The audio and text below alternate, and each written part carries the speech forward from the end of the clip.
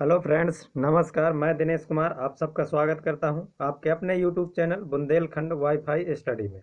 आज मैं आपके लिए लेकर आया हूं लेखपाल जीके का 8वां पार्ट, जिसमें मैंने 20 क्वेश्चन कवर किए हुए हैं और इन 20 क्वेश्चनों में आपके कम से कम 200 क्वेश्चन तैयार किए जाएंगे। तो वीडियो को लास्ट तक देखते रहिए और जो भी व्यक्ति चैनल पर नया है तो वो चैनल को सब्सक्राइब करे और बेल आइकन को प्रेस करे, ताकि जब भी इस तरह की वीडियो अपलोड की जाए तो उसका नोटिफिकेशन उसके पास पहुंचे सबसे पहले। तो चलिए शुरुआत करते हैं आज अपने पहले क्वेश्चन से। पहला क्वेश्चन क्या दिया है? वह गणिका कौन थी जो गौतम बुद्ध के प्रभाव से बौद्ध भिक्षुणी बन गई थी?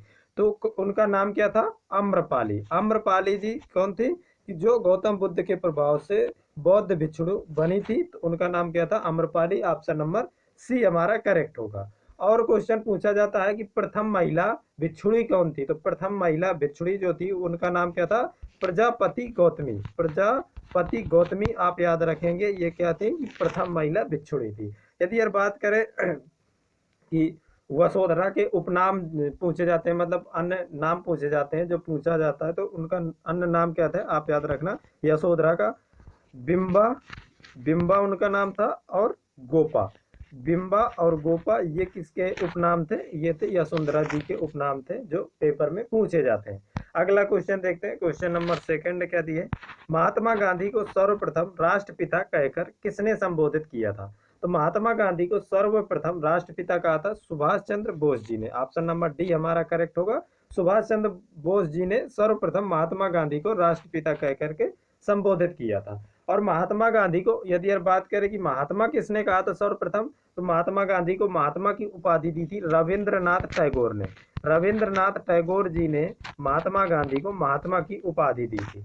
और महात्मा गांधी को नंगा फकीर के नाम से किसने बुलाया था? नंगा फकीर के नाम से बुलाया था फ्रैंक मोरिस ने। फ्रैंक मोरिस ने महात्मा गांधी को नंगा फकीर के नाम से संबोधित किया था। मतलब महात्मा गांधी को सर्वप्रथम नंगा फकीर के नाम से किसने बुलाया? फ्रैंक मोरिस ने। यदि यार बात करें कि सुभाष चंद्र बोस को नेताजी किसने कहा, क्वेश्चन पूछा जाता है सुभाष चंद्र बोस को नेताजी की उपाधि किसने दी? तो सुभाष चंद्र बोस को नेताजी की उपाधि हिटलर ने दी थी। किसने दी? हिटलर ने सर्वप्रथम सुभाष चंद्र बोस जी को नेताजी कहा था। और वल्लभ भाई पटेल को सरदार की उपाधि किसने दी? सरदार की उपाधि। तो वल्लभ भाई पटेल को सरदार की उपाधि बारदौली की महिलाओं ने दी थी। बारदौली की महिलाओं ने वल्लभ भाई पटेल को सरदार की उपाधि दी हुई थी। और बात करें कि कायदे आजम, कायदे आजम के नाम से किसे जाना जाता है? तो कायदे आजम के नाम से मोहम्मद अली जिन्ना को, मोहम्मद अली जिन्ना को कायदे आजम के नाम से जाना जाता है। और शहीद आजम के नाम से किसे जाना जाता है? तो शहीद आजम के नाम से भगत सिंह को जाना जाता है। भगत सिंह को शहीद आजम के नाम से जाना जाता है। और खान अब्दुल गफ्फार खां को कहा जाता है सीमांत गांधी। यदि यार कभी क्वेश्चन पूछा जाता है कि सीमांत गांधी के किसका उपनाम है, तो सीमांत गांधी उपनाम है खान अब्दुल गफ्फार खां। खान अब्दुल गफ्फार खां का उपनाम है सीमांत गांधी। अगला क्वेश्चन देखते हैं। क्वेश्चन नंबर 3 क्या दिए? इस भूगोल निम्नलिखित में से किस राज्य की महत्वपूर्ण नकदी फसल है? तो किस राज्य की महत्वपूर्ण नकदी फसल है? गुजरात की। गुजरात की है, गुजरात की इसमें भूगोल। और यदि यार बात करें कि और उत्पादन में प्रथम स्थान और किस राज्य का है, ये क्वेश्चन पूछे जाते हैं। तो जैसे केसर के उत्पादन में पूछा जाता है, तो केसर के उत्पादन में प्रथम स्थान पर कौन है? तो के जम्मू कश्मीर है प्रथम स्थान पर केसर के उत्पादन में। और काजू के उत्पादन में काजू के उत्पादन में प्रथम स्थान पर कौन है? केरल। केरल है काजू के उत्पादन में प्रथम स्थान पर। और बात करें रबड़ की, तो रबड़ के उत्पादन में भी केरल पहले स्थान पर है जो पूछा जाता है। तंबाकू के उत्पादन में पहले स्थान पर कौन है? तंबाकू। तो तंबाकू के उत्पादन में है आंध्र प्रदेश।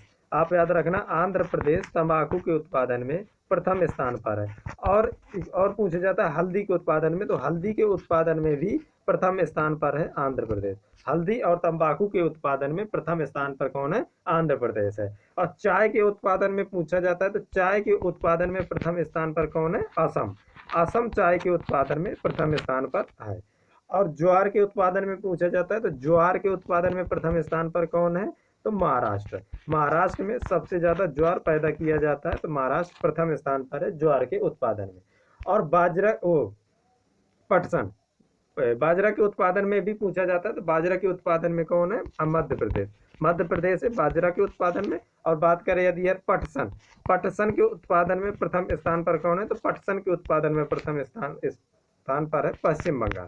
पश्चिम बंगाल पटसन के उत्पादन में प्रथम स्थान पर है। और ये बात करें चावल, चावल के उत्पादन में पूछा जाता है, तो चावल के उत्पादन में ये तो सबको पता रहता है कि चावल के उत्पादन में प्रथम स्थान पर पश्चिम बंगाल है। पश्चिम बंगाल प्रथम स्थान पर है चावल के उत्पादन में, और वो हमेशा रहता भी है। अगला क्वेश्चन देखते हैं, क्वेश्चन नंबर 4 क्या दिए? नाभिकीय विकिरण से मानव शरीर के किस भाग पर सबसे प्रतिकूल प्रभाव पड़ता है? तो नाभिकीय विकिरण से मानव शरीर के किस भाग पर सबसे प्रतिकूल प्रभाव पड़ता है? तो त्वचा पर। सबसे प्रतिकूल प्रभाव नाभिकीय विकिरण से त्वचा पर पड़ता है मानव शरीर में। और नाभिकीय विखंडन में जो मंद दर वाले न्यूट्रॉनों द्वारा क्या कराया जाता है? जो विखंडन कराया जाता है, तो किसके द्वारा कराया जाता है?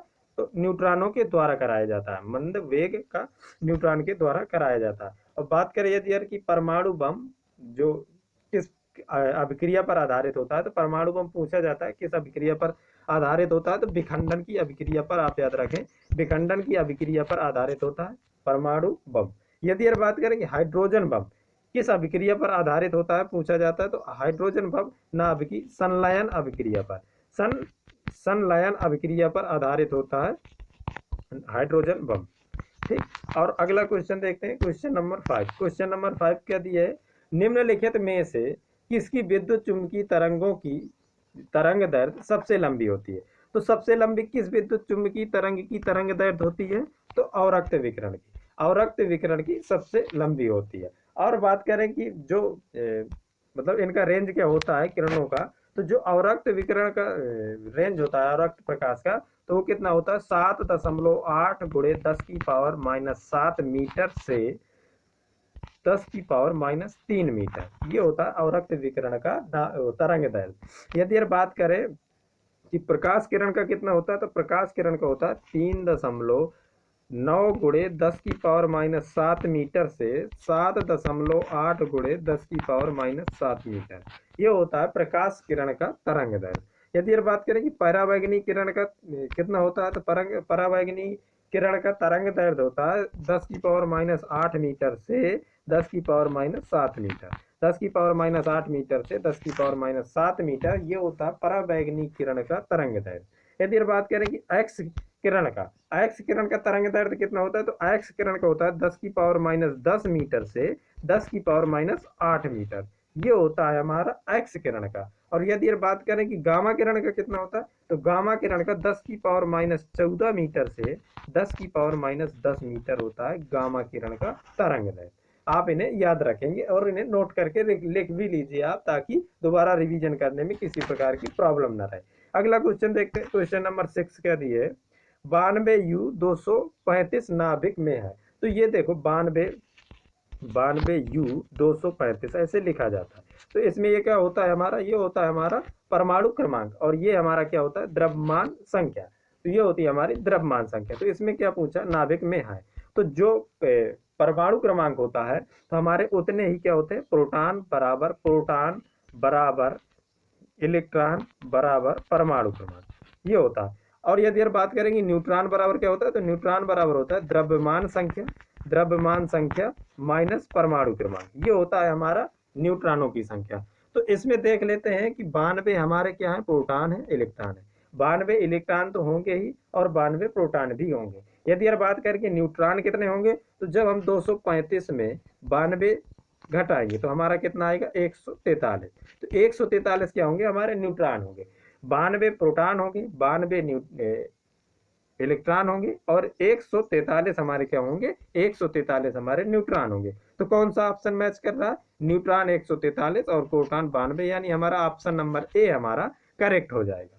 अगला क्वेश्चन देखते हैं, क्वेश्चन नंबर 7। रंगीन टीवी के पर्दे पर विभिन्न रंग किन प्रकाश रंगों के मिश्रण से प्रदर्शित होते हैं? तो किन प्रकाश रंगों के मिश्रण से प्रदर्शित होते हैं? तो जो हमारे प्राथमिक रंग होते हैं, लाल, हरा और नीला। ऑप्शन नंबर सी हमारा करेक्ट होगा। लाल, हरा और नीला प्रकाश, मतलब कि लाल, हरा और नीला रंगों के मिश्रण से प्रदर्शित किए जाते हैं टीवी के पर्दे। यदि यार बात करें कि जो लाल हरा नीला होता है तो इनको तो प्राथमिक वर्ग में रखा गया है। यदि और कभी क्वेश्चन पूछा जाता है कि द्वितीयक वर्ग में किस को रखा गया है, कौन कौन से प्रकाश द्वितीयक वर्ग में आते हैं, तो द्वितीयक वर्ग के लिए आप याद रखेंगे पीला, पीला, मैजेंटा, मैजेंटा और श्यान, मजेंटा और श्याम, ये तीनों रंग हमारे क्या होते हैं, द्वितीयक रंग की श्रेणी में आते हैं, द्वितीयक वर्ण की श्रेणी में आते हैं। और जिन वर्णों को मिलाने से श्वेत वर्ण बनता है, तो जिन वर्णों को मिलाने से श्वेत रंग बनता है तो उन वर्णों को क्या कहा जाता है, तो उन वर्णों को कहा जाता है संपूर्ण, संपूरक वर्ण, संपूरक वर्ण कहा जाता है। उन वर्णों को आप इन्हें याद रखेंगे, क्या कहा जाता है, संपूरक वर्ण कहा जाता है। और सूर्य का प्रकाश 7 रंगों से मिलकर बना होता है, ये तो कई बार मैंने बताया है कि सूर्य का प्रकाश 7 रंगों से मिलकर बना होता है। और रक्त प्रकाश के कारण पृथ्वी गर्म होती है। यदि यह क्वेश्चन पूछा जाता है पृथ्वी किस कारण से गर्म होती है, तो पृथ्वी गर्म होती है और रक्त प्रकाश की वजह से, और रक्त प्रकाश की कारण ही गर्म होती है पृथ्वी। अब पराबैंगनी किरणों के द्वारा कौन सा रोग उत्पन्न होता है, ये पूछा जाता है, तो त्वचा का कैंसर, त्वचा का कैंसर उत्पन्न होता है पराबैंगनी किरणों से, आप इन्हें याद रखना। अगला क्वेश्चन, क्वेश्चन नंबर 8 के दिए कार्बन की न्यूनतम मात्रा होती है, तो कार्बन की न्यूनतम मात्रा किस में पाई जाती है, तो कार्बन की न्यूनतम मात्रा इस्पात, कच्चा लोहा, पिटुआ लोहा, ढलुआ लोहा, तो किस में पाई जाती है, पिटुआ लोहा में। पिटुआ लोहा में सबसे कम पाई जाती है कार्बन की मात्रा। यदि यार बात करें और इससे संबंधित क्वेश्चन पूछे जाते हैं कि लोहे से संबंधित, कि लोहा का जो अयस्क होता है तो वो कौन सा होता है, तो लोहा के अयस्क पूछे जाते हैं, आप उन्हें याद रखेंगे, हेमेटाइट होता है, हेमेटाइट। हेमेटाइट किसका अयस्क है, लोहे का। और मैग्नेटाइट पूछा जाता है, मैग्नेटाइट किसका अयस्क है, लोहा का। और पूछा जाता है सिडेराइट, सिडेराइट, सिडेराइट किसका अयस्क है, तो सिडेराइट अयस्क है लोहे का। ये तीनों लोहे के अयस्क हैं, ये पूछे जाते हैं, आप इन्हें रट लीजिए, hematite, magnetite, siderite, hematite, magnetite, siderite, ये तीनों रट लीजिए, बहुत ज्यादा पूछे जाते हैं।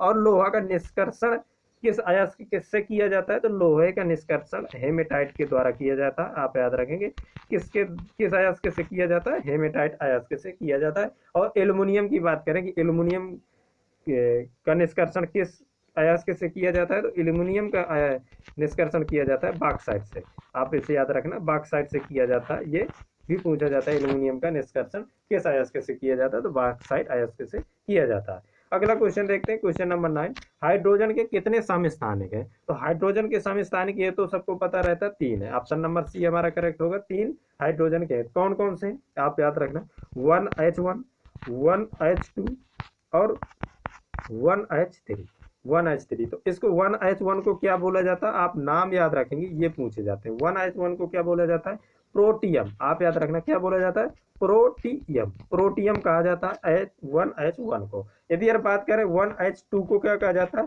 तो 1H2 को कहा जाता है, मैं एक एक बता देता हूँ। 1H2 इसको बोला जाता है ड्यूटेरियम, क्या बोला जाता है, ड्यूटेरियम बोला जाता है, ड्यूटेरियम।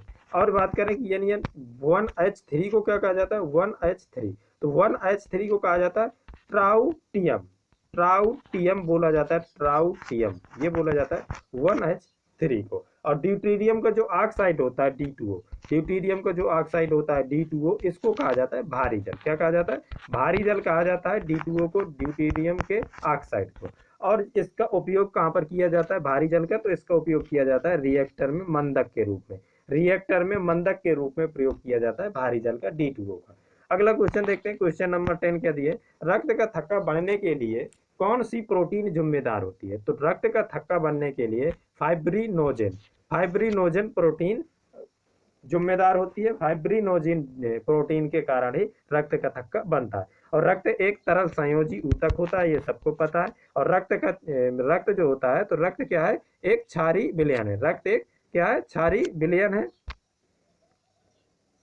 और रक्त का पीएच मान कितना होता है, तो 7.4 होता है, रक्त का पीएच मान कितना होता है, 7.4 होता है। अगला क्वेश्चन देखते हैं, क्वेश्चन नंबर 11 क्या दिए, जम्मू और कश्मीर की राजभाषा या कार्यालयी भाषा कौन सी है, तो जम्मू कश्मीर की राजभाषा या कार्यालयी भाषा कौन सी है, तो आप याद रखेंगे, ऑप्शन नंबर बी हमारा करेक्ट है, उर्दू। उर्दू हमारी जम्मू और कश्मीर की राजभाषा या कार्यालयी भाषा है। और यदि यार बात करें कि इससे संबंधित और कौन से क्वेश्चन पूछे जाते हैं जम्मू कश्मीर राज्य से, तो ये जो राजभाषा उर्दू है, तो इसके अलावा और कौन सी भाषाएं हैं जो जम्मू कश्मीर में है, तो जम्मू कश्मीर की और मुख्य भाषा उर्दू तो हो गई, कश्मीरी है। आप याद रखेंगे जम्मू कश्मीर की एक प्रमुख भाषा कौन सी है, कश्मीरी है। और दूसरी बात करेंगे लद्दाखी है, कौन, लद्दाखी, लद्दाखी हो गई। और बात करें जो सबसे ज़्यादा पूछी जाती है कि डोंगरी कहाँ की भाषा है, तो डोंगरी भाषा है जम्मू कश्मीर की। ये क्वेश्चन बहुत ज़्यादा पूछा गया है, कई बार पूछा गया है कि डोंगरी कहाँ की भाषा है, तो जम्मू कश्मीर की है, आप इसे याद रखेंगे। और केसर के उत्पादन में तो मैंने बता ही दिया कि जम्मू कश्मीर प्रथम स्थान पर है। और जो दर्रे पूछे जाते हैं जम्मू कश्मीर के, तो कौन कौन से दर्रे पूछे जाते हैं, काराकोरम। काराकोरम कहाँ का, मतलब किस राज्य में है दर्रा, तो काराकोरम आप याद रखेंगे जम्मू कश्मीर में। और पूछा जाता है बनिहाल दर्रा, बनिहाल दर्रा भी याद रखेंगे आप, कहाँ पर है, जम्मू कश्मीर में। और इसके बाद में जोजिला पूछा जाता है, तो जोजिला कहाँ पर है, जोजिला भी जम्मू कश्मीर में है।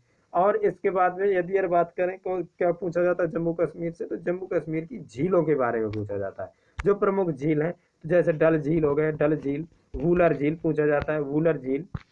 और मान मान सबल झील पूछा जाता है। और शेषनाग झील पूछा जाता है, नागिन झील पूछा जाता है, अनंतनाग झील पूछा जाता है। तो आप याद रखेंगे कि जिस भी झील के नाम के बाद में नाग शब्द जुड़ा होगा, नाग शब्द जुड़ा होगा, तो वो झील कहाँ पर पाई जाती है, जम्मू कश्मीर में पाई जाती है, आप इसे याद रखेंगे। और इसके अलावा डल झील हो गया, वूलर झील हो गया, मानसबल झील हो गया, ये सारी भी जम्मू कश्मीर में पाई जाती हैं। और यदि यार बात करें कि जिन भी झीलों के नाम के लास्ट में ताल शब्द होता है, तो वो सारी झीलें कहाँ पर पाई जाती हैं, उत्तराखंड में। वो सारी चीजें पाई जाती हैं, वो सारी झीलें पाई जाती हैं उत्तराखंड में, आप याद रखेंगे, जिनके नाम में लास्ट में ताल होता है और जिसमें नाग है, तो वो कहाँ पर पाई जाती है, जम्मू कश्मीर में। अगला क्वेश्चन, क्वेश्चन नंबर 12, भारत का राष्ट्रीय गीत जनगण मन पहली बार कब गाया गया था, तो भारत का राष्ट्रीय गीत जनगण मन पहली बार गाया गया था 1912 में। 1912 में गाया गया था सर्वप्रथम भारत का राष्ट्रीय गीत जनगण मन। अरे यदि ये बात करें कि भारत का राष्ट्रीय गीत, सॉरी 12 नहीं होगा, 1911 में गाया गया था, कोलकाता अधिवेशन में, कोलकाता अधिवेशन में 1911 में सर्वप्रथम गाया गया था पहली बार राष्ट्रगीत जनगण मन। और इस अधिवेशन की अध्यक्षता कौन कर रहे थे, तो विषम नारायण धर कर रहे थे, कौन, विषम नारायण धर कर रहे थे इसकी अध्यक्षता। और जो राष्ट्रगान के रचयिता हैं, तो राष्ट्रगान के रचयिता कौन है, रविंद्रनाथ टैगोर। रविंद्रनाथ टैगोर ने जनगण मन की रचना की। और इसके गायन का समय होता है 52 सेकंड का, 52 सेकंड इसका समय होता है। और संक्षिप्त समय की बात करें तो वो संक्षिप्त रूप में 20 सेकंड में गाया जाता है, जिसमें से ऊपर की 2 लाइनें और नीचे की 2 लाइनें गाई जाती हैं 20 सेकंड में, वो होता है संक्षिप्त रूप में। और इन्होंने, रविंद्रनाथ टैगोर जी ने अमार सोनार बांग्ला भी लिखा, जो वर्तमान में बांग्लादेश का राष्ट्रीय गीत है। अमार सोनार बांग्ला किसने लिखा, तो रविंद्रनाथ टैगोर जी ने ही उसकी भी रचना की थी, जो वर्तमान में बांग्लादेश का राष्ट्रीय गीत है। और रविंद्रनाथ टैगोर को गीतांजलि के लिए नोबेल पुरस्कार मिला। गीतांजलि के लिए नोबेल पुरस्कार उन्हें कब दिया गया, 1913 में दिया गया। और साहित्य के क्षेत्र में गीतांजलि पुस्तक के लिए उन्हें दिया गया। और इस प्रकार से नोबेल पुरस्कार पाने वाले प्रथम भारतीय कौन थे, तो रविंद्रनाथ टैगोर थे, जिन्हें गीतांजलि पुस्तक के लिए 1913 में नोबेल पुरस्कार दिया गया था साहित्य का। और रविंद्रनाथ टैगोर प्रथम भारतीय थे जिन्हें नोबेल पुरस्कार मिला। अगला क्वेश्चन, क्वेश्चन नंबर 13, बाल गंगाधर तिलक को फादर ऑफ इंडियन अनरेस्ट किसने कहा, तो बाल गंगाधर तिलक को फादर ऑफ इंडियन अनरेस्ट किसने कहा था, तो ऑप्शन नंबर हमारा ए करेक्ट है, वेलेंटाइन सिरोल ने। वेलेंटाइन सिरोल ने बाल गंगाधर तिलक को फादर ऑफ इंडियन अनरेस्ट के कहा था सर्वप्रथम। और बात करें यदि अगर कि बाल गंगाधर से मतलब संबंधित क्वेश्चन पूछे जाते हैं पेपर में, तो सबसे पहली बात कि बाल गंगाधर तिलक का जन्म कब हुआ था, तो 1856 में हुआ था। 1856 में इनका जन्म हुआ, कहाँ पर, रत्नागिरी महाराष्ट्र में। रत्नागिरी महाराष्ट्र में 1856 में इनका जन्म हुआ। और इनकी मृत्यु की बात करें तो 1920 में इनकी मृत्यु हुई। 1920 में बाल गंगाधर तिलक की मृत्यु हुई। और तिलक ने अंग्रेजी में मराठा पत्रिका का संपादन किया, किसमें, अंग्रेजी में मराठा पत्रिका का संपादन किया। और मराठी में केसरी पत्रिका का संपादन किया। केसरी पत्रिका का संपादन किया था मराठी में, और मराठा पत्रिका का संपादन किया था अंग्रेजी में। और तिलक ने स्वशासन प्राप्ति हेतु मार्च 1916 में इन्होंने क्या किया, होम रूल लीग की स्थापना की। 1916 में होम रूल लीग की स्थापना की, कहाँ पर, पुणे में। पूना में इन्होंने स्थापना की होम रूल लीग की। और तिलक जी ने क्या किया कि मांडले जेल में गीता रहस्य नामक पुस्तक लिखी थी इन्होंने। गीता रहस्य नामक पुस्तक किसने लिखी? गीता रहस्य। ये पूछा जाता है गीता रहस्य किसके द्वारा लिखी गई? तो बाल गंगाधर तिलक के द्वारा लिखी गई और इन्होंने ये मांडले जेल में लिखी हुई थी। और स्वराज हमारा जन्म सिद्ध अधिकार है और मैं इसे लेकर रहूंगा, यह नारा किसने दिया? तो ये नारा तिलक जी ने दिया था। तिलक जी ने दिया था कि स्वराज हमारा जन्म सिद्ध अधिकार है और मैं इसे लेकर रहूंगा। अगला क्वेश्चन नंबर 14 क्या दिए? भारत सरकार ने भारत रत्न तथा पद्मश्री की उपाधियों को संविधान के किस अनुच्छेद के अंतर्गत प्रारंभ किया? तो किस अनुच्छेद के अंतर्गत प्रारंभ किया गया?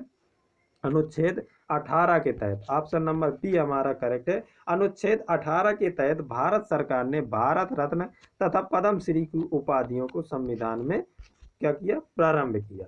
और यदि यार बात करें कि और जो मोस्ट इंपॉर्टेंट अनुच्छेद है पूछे जाते हैं तो अनुच्छेद 14 पूछा जाता है। तो अनुच्छेद 14 में किसके बारे में लिखा गया है? तो विधि के समक्ष समानता। विधि के समक्ष समानता किस अनुच्छेद में? अनुच्छेद 14 में। यदि यार बात करें कि जो धार्मिक स्वतंत्रता का अधिकार है वो किस अनुच्छेद में दिया गया है? तो धार्मिक स्वतंत्रता का अधिकार अनुच्छेद 25 से 28 में दिया गया है। यदि बात करें कि संवैधानिक उपचारों का अधिकार किस अनुच्छेद में दिया गया है? जो मोस्ट इंपॉर्टेंट है मैं वो बता रहा हूँ आपको, जो पूछे जाते हैं। तो संवैधानिक उपचारों का अधिकार किस अनुच्छेद के अंतर्गत है? तो अनुच्छेद 32 के अंतर्गत है। आप याद रखना। लोक नियोजन विषय में अवसर की समानता, ये किस अनुच्छेद में कहा गया? लोक नियोजन विषय में अवसर की समानता, ये अनुच्छेद 16 में। किसमें? अनुच्छेद 16 में। और अप्रत्यक्षता का अंत तो सबको पता है अनुच्छेद 18 में, वो अनुच्छेद 17 में। अनुच्छेद 17 में अप्रत्यक्षता का अंत। और जो प्रेस की स्वतंत्रता है तो वो तो 19 के ए में रखी गई है। अगला क्वेश्चन देखते हैं, क्वेश्चन नंबर 15। क्वेश्चन नंबर 15 का दिए संविधान द्वारा प्रदान किए गए मौलिक अधिकारों में संशोधन करने का अधिकार किसके पास है? तो किसके पास संशोधन करने का अधिकार है? कौन संशोधन कर सकता है? तो संसद कर सकती है। ऑप्शन नंबर सी हमारा करेक्ट है। संसद मौलिक अधिकारों में संशोधन कर सकती है। यदि यार बात करें कि मौलिक अधिकारों का मतलब वर्णन कहाँ किया है, जो मौलिक अधिकार से क्वेश्चन पूछे जाते हैं मैं आपको बता दूं कि मौलिक अधिकार का जो वर्णन है वो कहाँ पर किया गया? भारतीय संविधान में। तो कहाँ पर किया गया? भाग 3 में इनको रखा गया। भाग 3 में अनुच्छेद 12 से 35। अनुच्छेद 12 से 35 में भाग 3 में इन्हें रखा गया है हमारे भारतीय संविधान में। और मौलिक अधिकार संयुक्त राज्य अमेरिका के संविधान से लिए गए। कहाँ से लिए गए? यूएसए से लिए गए, संयुक्त राज्य अमेरिका से। इनको लिया गया संयुक्त राज्य अमेरिका के संविधान से। अब मूल संविधान में जो हमारे मौलिक अधिकार थे तो इनकी संख्या कितनी थी? तो इनकी संख्या थी 7। और वर्तमान में कितनी है इनकी संख्या? तो वर्तमान में इनकी संख्या है 6 है। मतलब हमारे मौलिक अधिकार को हटा दिया गया। कौन से?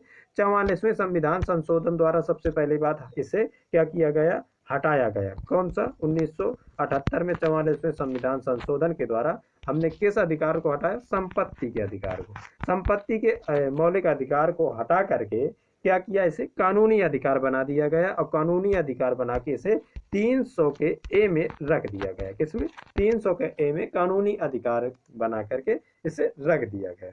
अगला क्वेश्चन देखते हैं, क्वेश्चन नंबर 16। संविधान के किस भाग में कल्याणकारी राज्य की व्याख्या की गई है? तो संविधान के किस भाग में कल्याणकारी राज्य की व्याख्या की गई है? तो हमारा ऑप्शन नंबर सी करेक्ट हो जाएगा। राज्य के नीति निर्देशक सिद्धांत। राज्य के नीति निर्देशक सिद्धांत में कल्याणकारी राज्य की व्याख्या की गई है। यदि यार बात करें कि राज्य के नीति निर्देशक तत्व, जो नीति निर्देशक सिद्धांत हैं, इनको कहाँ पर रखा गया है? तो भाग 4 में इन्हें रखा गया। आप याद रखना, भाग 4 में इन्हें रखा गया। और किस अनुच्छेद के अंतर्गत रखा गया? तो अनुच्छेद 36 से अनुच्छेद 51 के अंतर्गत इन्हें रखा गया। अनुच्छेद 36 से अनुच्छेद 51 के अंतर्गत इन्हें रखा गया। और ये कहाँ से लिए गए हैं? कल्याणकारी राज्य के लिए राज्य के नीति निर्देशक सिद्धांत कहाँ से लिए गए हैं? तो ये आयरलैंड के संविधान से लिए गए हैं। आयरलैंड के संविधान से लिए गए हैं। और इसे न्यायालय द्वारा लागू नहीं किया जा सकता, अर्थात इसे वैधानिक शक्ति प्राप्त नहीं है। इसे वैधानिक शक्ति प्राप्त नहीं है। अगला क्वेश्चन, क्वेश्चन नंबर 17। जब किसी विधेयक पर संसद के दोनों सदनों की संयुक्त बैठक होती है तो निर्णय लिया जाता है। तो निर्णय कैसे लिया जाता है? जब दोनों विधेयक पर, मतलब जब किसी विधेयक पर संसद के दोनों सदनों की संयुक्त बैठक होती है तो निर्णय कैसे लिया जाता है? तो निर्णय लेने के लिए लेने के लिए साधारण बहुमत का प्रयोग किया जाता है। मतलब साधारण बहुमत से निर्णय लिया जाता है जब दोनों सदनों की संयुक्त बैठक होती है। और यदि यार बात करें कि इससे संबंधित और कौन से क्वेश्चन पूछे जाते हैं, तो अनुच्छेद 108 के अनुसार धन विधेयक को छोड़ करके, अनुच्छेद 108 याद रखना आप, अनुच्छेद 108 के अनुसार धन विधेयक को छोड़ करके अन्य विधेयकों पर दोनों सदनों के बीच विवाद होने की स्थिति में राष्ट्रपति क्या करता है? संयुक्त बैठक बुलाता है। धन विधेयक को छोड़कर, धन विधेयक में नहीं होता ऐसा, धन विधेयक को छोड़ करके यदि यार अन्य विधेयकों पर दोनों सदनों के बीच विवाद की स्थिति होती है तो दोनों सदनों की संयुक्त बैठक कौन बुलाता है? राष्ट्रपति बुलाता है। और इस संयुक्त बैठक की अध्यक्षता कौन करता है? तो अध्यक्षता करके किया जाता है किसके द्वारा? ये किया जाता है लोकसभा अध्यक्ष के द्वारा। लोकसभा अध्यक्ष इसकी क्या करता है? अध्यक्षता करता है। और धन विधेयक लोकसभा अध्यक्ष के हस्ताक्षर से ही पारित होता है। लोकसभा का अध्यक्ष यदि अगर हस्ताक्षर कर देगा तो धन विधेयक क्या होगा? पारित हो जाता है। अगला क्वेश्चन, क्वेश्चन नंबर 18, सर्वोच्च न्यायालय की स्थापना। अब सर्वोच्च न्यायालय की स्थापना संविधान द्वारा की गई, भारतीय स्वतंत्रता अधिनियम 1947 द्वारा की गई, संसद द्वारा 1950 में पारित अधिनियम द्वारा की गई, भारत सरकार अधिनियम 1935 के अंतर्गत की गई। ऑप्शन नंबर डी हमारा करेक्ट होगा। ऑप्शन नंबर डी हमारा करेक्ट है, भारत सरकार अधिनियम 1935 के अंतर्गत की गई। सर्वोच्च न्यायालय की स्थापना संविधान द्वारा कब की गई? तो भारत सरकार अधिनियम 1935 के अंतर्गत की गई। सर्वोच्च न्यायालय में क्या होता है कि न्यायाधीशों की संख्या पूछी जाती है, कितनी होती है? तो 31 होती है, जिसमें से एक मुख्य न्यायाधीश और 3 अन्य न्यायाधीश होते हैं। 30 अन्य न्यायाधीश होते हैं और एक मुख्य न्यायाधीश होता है। सर्वोच्च न्यायालय का जो गठन है संबंधी मतलब गठन संबंधी प्रावधान किस अनुच्छेद में? 124 में। 124 में सर्वोच्च न्यायालय का गठन संबंधी प्रावधान। और मौलिक अधिकारों का रक्षक होता है सर्वोच्च न्यायालय, जिसे हम सुप्रीम कोर्ट कहते हैं। कौन होता है? मौलिक अधिकारों का रक्षक सर्वोच्च न्यायालय होता है। अगला क्वेश्चन, क्वेश्चन नंबर 19, निम्नलिखित में से कौन सा एक लैगून नहीं है? तो निम्नलिखित में से कौन सा एक लैगून नहीं है? ऑप्शन नंबर हमारा सी करेक्ट है, पेरियार झील। पेरियार झील क्या है? ये लैगून नहीं है। अब यदि यार बात करेंगे पेरियार झील जो है तो ये क्या है? तो ये एक कृत्रिम झील है। ये एक कृत्रिम झील है और ये कहाँ पर है? केरल में। केरल में है और ये एक कृत्रिम झील है। और पूछी जाती है कि चिल्का झील कहाँ पर है? तो चिल्का झील आप याद रखेंगे ये कहाँ पर है? उड़ीसा में है। और पूछी जाती है, जैसे बात करें सांभर झील पूछी जाती है, सांभर झील कहाँ पर है? तो ये राजस्थान में, आप याद रखना, राजस्थान में सांभर झील। और वूलर झील पूछी जाती है, वूलर झील तो मैंने अभी बताई थी, जम्मू कश्मीर में। कहाँ पर? जम्मू कश्मीर में। और सात ताल झील बताई थी, तो मैंने ये भी बताया था आपको कि जिसके मतलब झील के नाम के बाद में ताल लगा होगा तो वो कहाँ पर होती है? उत्तराखंड में। तो सात ताल कहाँ पर है? उत्तराखंड में है। आप इस तरीके से याद रखेंगे। अगला क्वेश्चन, क्वेश्चन नंबर 20, इस सीरीज का आखिरी क्वेश्चन है, पद्मश्री पुरस्कार पाने वाली पहली भारतीय अभिनेत्री कौन थी? तो पद्मश्री पुरस्कार पाने वाली पहली भारतीय अभिनेत्री थी Nargis Dutt. Option number B हमारा करेक्ट है। और नरगिस दत्त की बात करें तो इनका जो मूल नाम था तो वो क्या था? तो मूल नाम इनका क्या था? जद्दन बाई। क्या था? जद्दन बाई था इनका मूल नाम, जद्दन बाई, आप याद रखेंगे। और नरगिस दत्त जो थी ये राज्यसभा की सदस्य बनने वाली पहली अभिनेत्री थी। क्या? राज्यसभा की सदस्य बनने वाली पहली अभिनेत्री कौन थी? नरगिस दत्त थी, आप इसे याद रखने हैं। और 20वीं शताब्दी की सर्वश्रेष्ठ अभिनेत्री कौन थी? 20वीं शताब्दी में सर्वश्रेष्ठ अभिनेत्री कौन थी? नरगिस दत्त थी। ये क्वेश्चन पूछा जाता है, 20वीं शताब्दी की सर्वश्रेष्ठ अभिनेत्री कौन रही? तो ये रही नरगिस दत्त, आप इसे याद रखेंगे। तो ये रहे मोस्ट इंपॉर्टेंट लेखपाल जीके से संबंधित क्वेश्चन जो पेपर में बार बार पूछे जाते हैं। और ये जो मैंने 20 क्वेश्चन लिए हैं ये तो मैंने सेट पेपर से ही उठाए हुए हैं। और इनका जो मैंने डिस्क्रिप्शन बताया, मतलब एक क्वेश्चन में कई क्वेश्चन मैंने बताए उससे संबंधित, तो वो सारे क्वेश्चन आप तैयार रखेंगे तो आपका पेपर में कभी प्रॉब्लम नहीं होगी। किसी प्रकार का भी उस क्वेश्चन से संबंधित वो क्वेश्चन पूछेगा तो आप उसे आसानी से सही कर देंगे। बस आप इसी तरीके से पढ़ते रहिए, लगातार पढ़ते रहिए, लगातार तैयारी करते रहिए। जैसे ही एग्जाम होगा तो आपका सिलेक्शन कोई नहीं रोक सकता। और मैं कुछ 1-2 दिनों में क्या करूंगा कि मैथ की क्लास भी शुरू कर दूंगा जो लेखपाल से के लेवल के क्वेश्चन मैं पढ़ाऊंगा। यूपी ट्रिपल एससी में किसी प्रकार की आपकी प्रॉब्लम नहीं होगी। और इसके बाद में यदि अगर मैं नोट्स तैयार कर लूँ आपके लिए हिंदी का, तो जब हिंदी का नोट्स तैयार हो जाएगा तो आपको मैं ऐसे विधिवत ढंग से हिंदी पढ़ाऊंगा कि आप कोई भी पेपर देना, चाहे यूपी ट्रिपल एससी देना या यूपीएससी देना या पुलिस का पेपर देना, आप हिंदी में कभी फेल नहीं हो पाएंगे। तो चलिए अब मिलते हैं अगली क्लास में, जब तक के लिए नमस्कार।